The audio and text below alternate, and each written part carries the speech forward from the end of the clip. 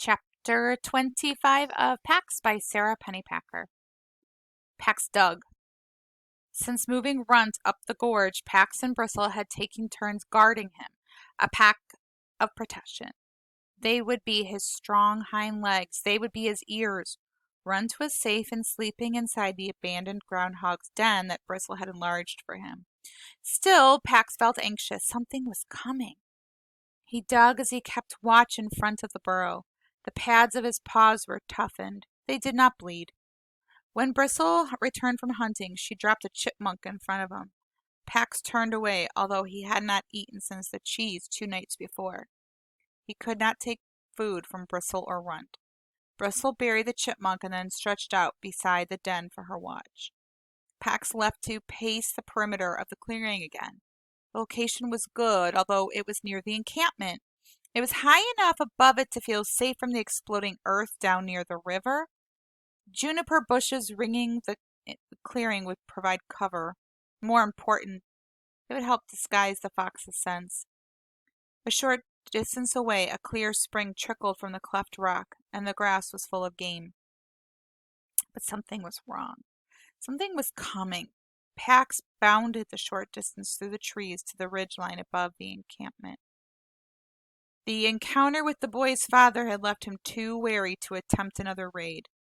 But at the same time, he was more drawn to the camp.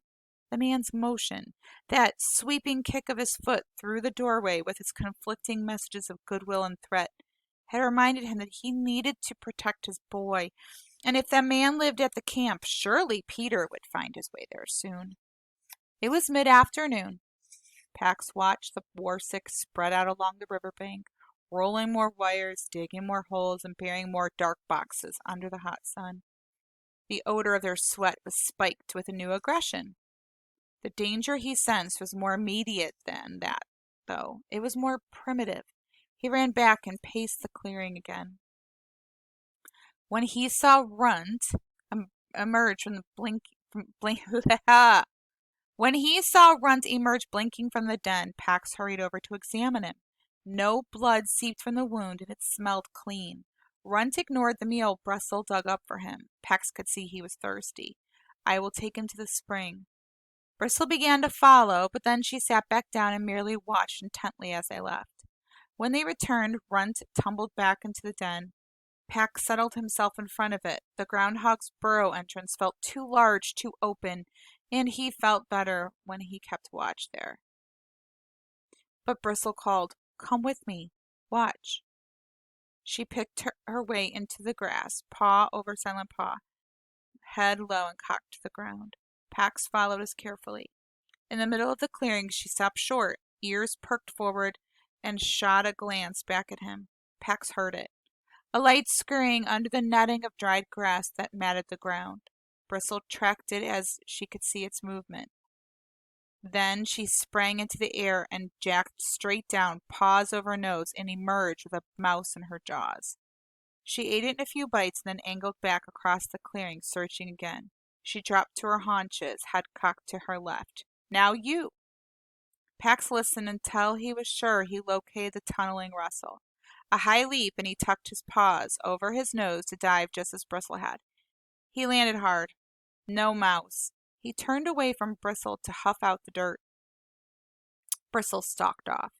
Pax followed, his head hanging, until she perked her ears towards another faint scurrying.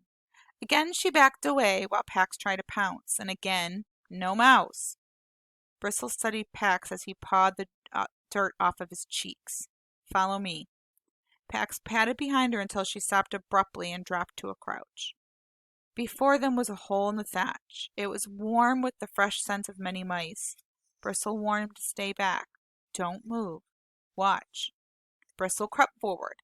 In the front of the hole she dropped and laid her head on her paws. She closed her eyes to slits and her whole body relaxed, as if in a deep sleep. Pax was surprised. He had thought that she was still teaching him to hunt. He stood. Bristle tapped a warning with her singed tail. "Stay." Pax settled again. For many moments nothing happened, and then Pax caught the faintest stirring at the opening of the warren. A quivering nose tested the air and then retreated. Another long moment and a mouse reappeared. Its movements were so light, so alert, that Pax knew it was a whisker away from flight. Bristle didn't stir except for the flicker of an eyelid as she caught a warning glance at Pax. The mouse emerged and retweeted twice more. Then, assured that the fox was asleep, it made a run for cover. Bristle's swift paw swept out and raked the doomed mouse into her jaws, and Pax understood. Bristle retreated to guard Runt, and Pax trotted into the clearing, eager to find a telltale hole that would allow him to try to move himself. He found one beside a rotting log and drew in the thick scents of a colony of field mice.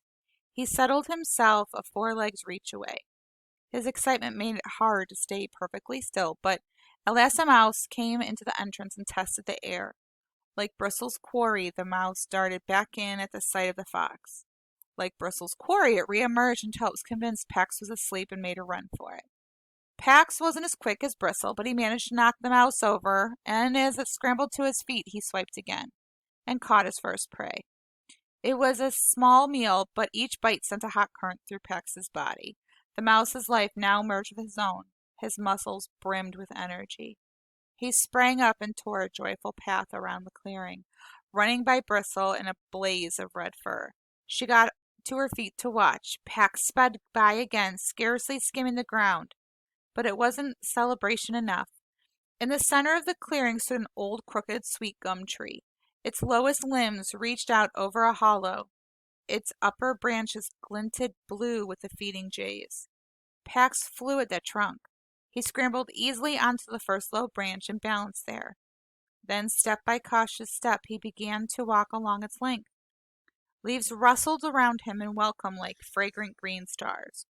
Through them, he looked down in astonishment. The world had changed. From this vantage point, he could see the ridge-lined trees to the encampment and the river in the distance. The meadow grasses, which just a moment ago had brushed his shoulders, now seemed flattened to a broad green bowl. Jays flew down to scold him. Pax recalled Runt's flight. He coiled himself. Then he sprang, stretched out and out, feeling the air ruffle his belly fur. He landed lightly and threw his head back and barked his happiness. This new world was his. He could travel through it. He could feed himself on its bounty whenever he wanted. He was part of it all, free, but not alone.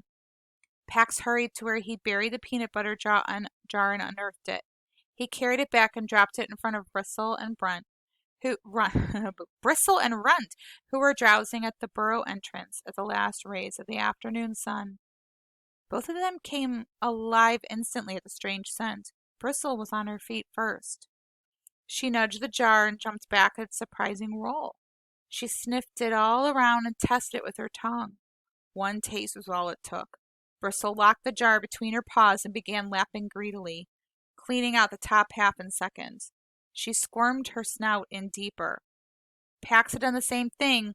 "Be careful! You can get trapped." Too late. Bristle jumped up. She thrashed her head from side to side, but the jar was wedged on tightly. She hopped onto her hind legs, trying to, with both forepaws, to claw it off, tumbling over and over. Runt watched in amazement. His sister had never lost her composure before. Pax approached, offering to help, but Bristle dashed away. She could do this herself. Finally, she rolled onto her back and pried the jar off her face with her hind legs. She shook herself and stalked back, her head and tail high. She dropped down beside Pax and began cleaning herself. Bristle had never sat this close to him before, with her flank pressed comfortably against his own. Her scent had never been this friendly. A streak of brown on Bristle's white cheek caught his attention. Without thinking of the consequences, he stretched out and licked it off, and Bristle allowed it.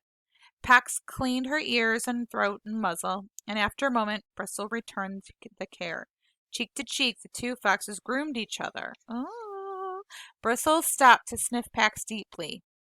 "You don't smell of humans now." Pax didn't respond. He got to his feet to test the air. Something dangerous had entered the clearing with dusk.